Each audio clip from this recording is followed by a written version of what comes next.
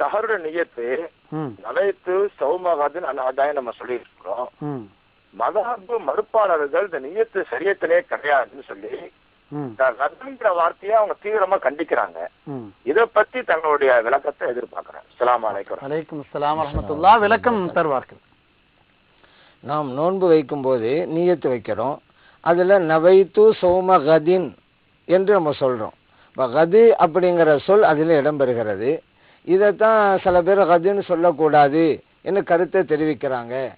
இந்த மாதிரி நியத்து வைக்கிற முறை இல்லை என்றும் கூட சொல்றாங்க. இது உண்மையான தீர்வு என்ன அப்படின்னு நீங்க கேட்டுக்கிறீங்க. பொதுவாக எந்த ஒரு வணக்கமாக இருந்தாலும் நீயத்து அவசியம்.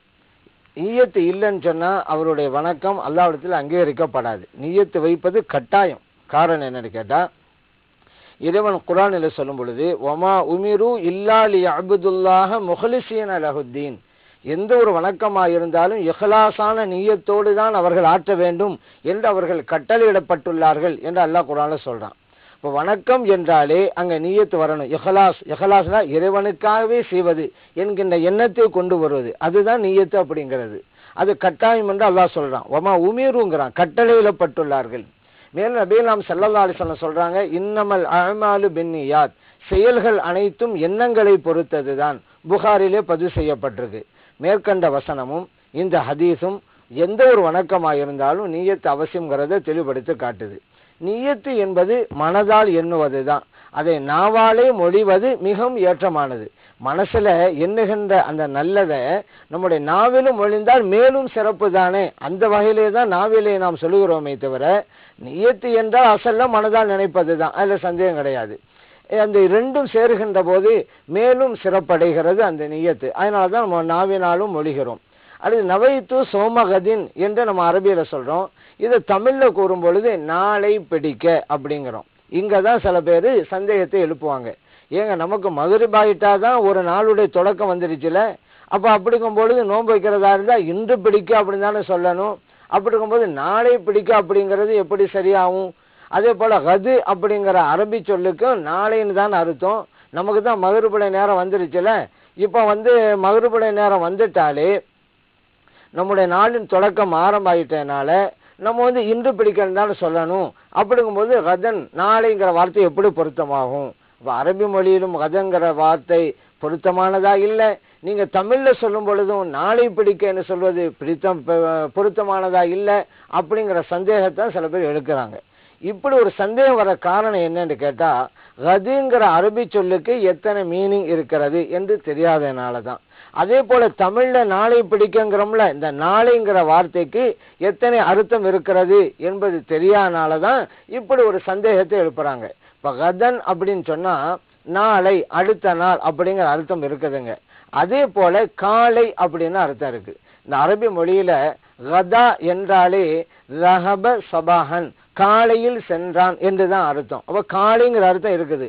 அதனாலதான் முற்பகல் உணவுக்கு அரபி மொழியில கதா என்றுதான் இன்னைக்கும் சொல்லுவாங்க, முற்பகல் உணவுக்கு. இப்ப இல்ல என்ன வழங்குது? கதாங்கிறது காலை நேரத்தை குறிக்கிறது. நம்ம நோன்பு பிடிக்கிறோம்ல, காலையிலிருந்து ஆரம்பிக்கும் நோன்பு, இரவுல பிடிக்கிறது இல்ல. காலையில இருந்து பகல்ல தான் நோன்பு வைக்கிறோம். அது ஸ்டார்டிங் காலை தான், சுபோட நேரத்துல இருந்தா நமக்கு நோன்பு ஆரம்பிக்குது. அதனாலதான் கதுங்கிற வார்த்தையை நம்ம சொல்றோம்.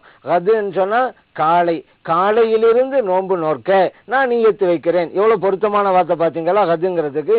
இதை நபிகள் ஸல்லல்லாஹு அலைஹி வஸல்லம் அவங்களே சொல்லி இருக்கிறாங்களா கதுங்கிற வார்த்தையை. பக்கத்து கிராமத்துல இருந்து ஒரு தோழர் யார சொல்லலாம், நாங்க பிறைய பார்த்துட்டோம் அப்படின்னாங்க. ஏன்னா மதீனாவுல பார்க்கல, அந்த பக்கத்துல இருந்து கிராமம் அந்த மலைப்பகுதியில் இருக்கிறது அங்க பார்த்தவங்க சொல்றாங்க.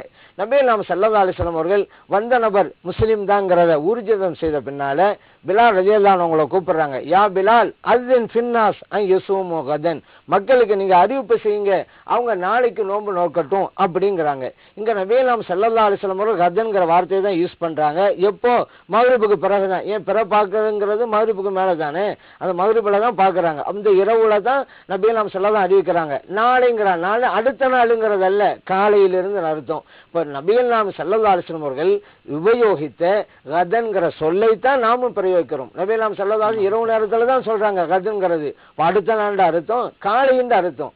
அதே போலதான் நாமும் கது. அப்ப எந்த இடத்துல எந்த பொருளை நம்ம நாடுறோம் அப்படிங்கறது முக்கியமானது. அதே போலதான் நாளைங்கிற வார்த்தை தமிழ்ல நம்ம சொல்றது, நம்முடைய முன்னோர்கள் எல்லாம் அரபு மொழியிலும் சரி தமிழ் மொழியிலும் சரி பாண்டித்துவம் மிக்கவர்களா இருந்தாங்க அப்படிங்கிறதுக்கு எத்தனையோ அத்தாட்சிகள் இருக்குது. அதுல இது ஒரு அத்தாட்சி. கதன் அப்படிங்கிற அந்த வார்த்தைக்கு நேரடி பொருள் தமிழ் மொழியில நாளைங்கிறது எடுக்கலாம். ஏன் தெரியுமா? கதன்கிறது அடுத்த நாள் அர்த்தம் இருக்குது, காலையின் அர்த்தம் இருக்குது. அதே போல நாளைங்கிற சொல்லுக்கு தமிழ் மொழியில அடுத்த நாள் அப்படிங்கிற அர்த்தம் இருக்குது, காலைன்ற அர்த்தம் இருக்குது. நீங்க வேண்டுமானா அந்த லிப்கோ தமிழ் டிக்ஷனரி எல்லாம் வந்திருக்கு, தமிழ் அகராதி எல்லாம் இருக்குது, அதை போய் நீங்க எடுத்து பாருங்க. நாளை அப்படிங்கிறது என்ன மீனிங்னு நீங்க பாருங்க. அதுல அடுத்த நாள் அர்த்தம் இருக்கும், முற்பகல் காலைங்கிற அர்த்தமும் போடப்பட்டிருக்கும். எவ்வளவு அழகான வார்த்தையை தேர்ந்தெடுத்திருக்கிறாங்க முன்னோர்கள் பாத்தீங்களா? ஏன்னா தமிழ் மொழியிலும் அவர்களுக்கு பாண்டித்துவம் இருந்தது. இப்ப நம்ம நாளை பிடிக்கன்னு சொன்னா அடுத்த நாள் அப்படிங்கிற அர்த்தம் அல்ல. ஏன் நமக்கு தான் மகிழ்பானவனே அந்த நாள் ஆரம்பமாயிருச்சு, காலையில் அர்த்தம். ஏன்னா நோன்பு பிடிக்கிறது காலையிலேருந்து தான், இரவுல அல்ல. அதனால நாளை பிடிக்கண்டா காலையில் பிடிக்க என்பது அர்த்தமாகும். அழகான வார்த்தை அது.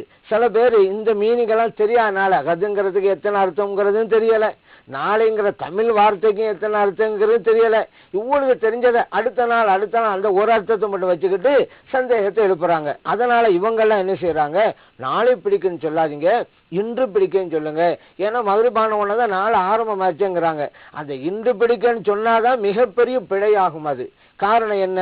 நம்ம இன்று அப்படின்னு சொல்றோம்னு வைங்களேன், இரவையும் எடுக்கும் பகலையும் எடுக்கும். அதுதான் இன்றுங்கிறது. இரவு மட்டுமா எடுக்கும் இன்றுங்கிறது, அல்லது பகலை மட்டுமா எடுக்கும் இன்றுங்கிறது, ரெண்டையுமே எடுக்கும் இன்றுங்கிறது. இப்போ ஒரு ஆள் நியத்து வைக்கும் பொழுது இன்று பிடிக்க அப்படின்னு சொல்றான்னு வச்சுக்கிறோங்களேன், நான் இரவிலும் நோன்பு பிடிக்கிறேன் பகலிலும் நோன்பு பிடிக்கிறேன் அர்த்தமாகும். இதுதான் தப்பு. ஏன் தெரியுமா? நம்ம மார்க்கத்தை நோன்பு பிடிக்கிறேங்கிறது பகல்ல மட்டும்தான். இரவு குரான் சொல்றான்ல, சும்மா அத்திம்மு சியாம இலல்லைலி, நீங்க நோன்பு வைங்க இரவு வருகின்ற வரைக்கும். நோம்புங்கிறது பகல்ல, இரவுல நோன்பு இல்ல.